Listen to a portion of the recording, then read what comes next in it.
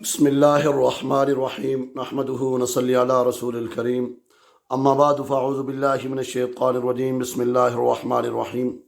کیونکہ میں بڑے ٹائم سے الحمدللہ ہم نے ایک سلسلہ شروع کیا تھا کہ وظائف کے حوالے سے کافی سارے لوگ پریشان تھے اور کافی سارے مسائل میں الجھے ہوتے ہیں جن کے لیے کہیں جانا بھی بڑی مشکل ہو جاتا ہے۔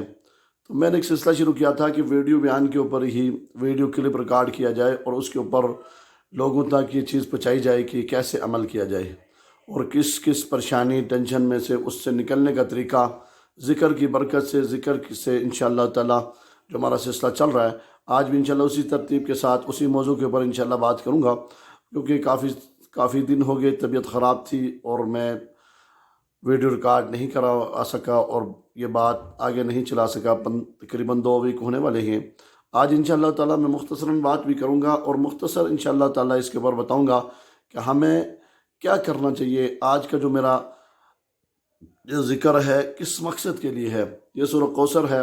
سورہ کوثر کا وظیفہ ہے اگر آپ کے ساتھ کوئی جادو کا مسئلہ ہے، جنات کا مسئلہ ہے، کوئی کسی قسم کی کوئی پریشانی ہے، نچاکی ہے، گھروں کے اندر کافی سارے مسائل، پریشانی، ٹینشن کا مسئلہ ہو تو اس کا عمل کیا جائے۔ اس عمل کی برکت سے انشاءاللہ تعالیٰ آپ کو فائدہ ہوگا، اور فائدے کے لیے آپ انشاءاللہ تعالیٰ جس وقت آپ پڑھیں گے تو اس میں انشاءاللہ تعالیٰ آپ کو بہتر محسوس ہوگا۔ بس اتنی میری بات یاد رکھنا، کوئی بھی وظیفہ، کوئی بھی ذکر جب آپ کریں گے بیٹھیں گے تو انشاءاللہ تعالیٰ اس کا فائدہ تو ہوتا ہے۔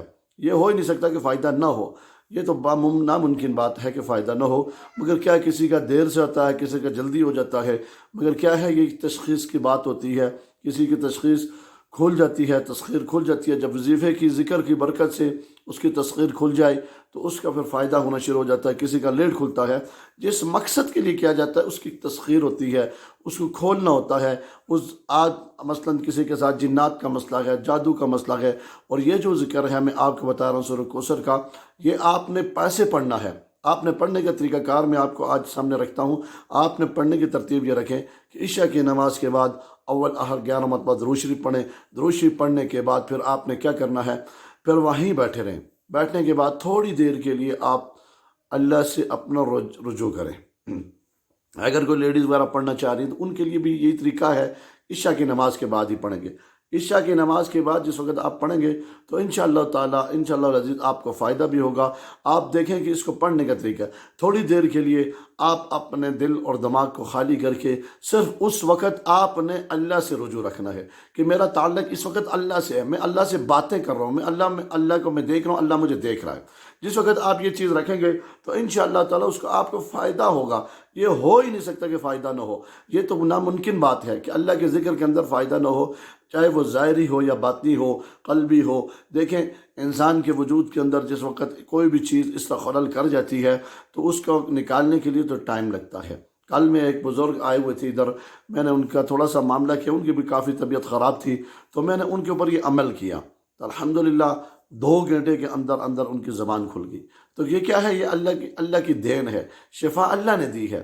یہ یاد رکھنا، کوئی حکیم، کوئی عامل، کوئی بزرگ، اس کے اختیار میں شفا نہیں ہوتی۔ شفا ہے تو اللہ کے ہاتھ میں ہے۔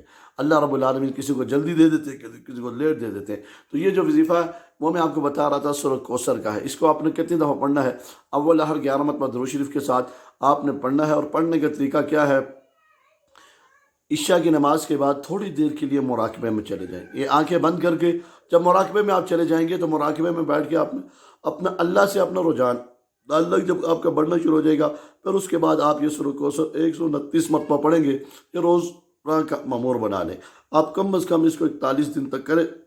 انشاءاللہ تعالیٰ جو بھی آپ کا مقصد ہے کہ جنات کا مسئلہ ہے، جادو کا مسئلہ ہے، کوئی مسئلے میں کسی مسائل میں آپ الجھے ہوئے، انشاءاللہ تعالیٰ اس کو اس ترتیب کے ساتھ پڑھیں گے تو آپ کا مسئلہ حل ہو جائے گا۔ انشاءاللہ آپ یہ پڑھیں، آپ کو فائدہ ہوگا۔ وآخر دعوانا الحمدللہ رب العالمین۔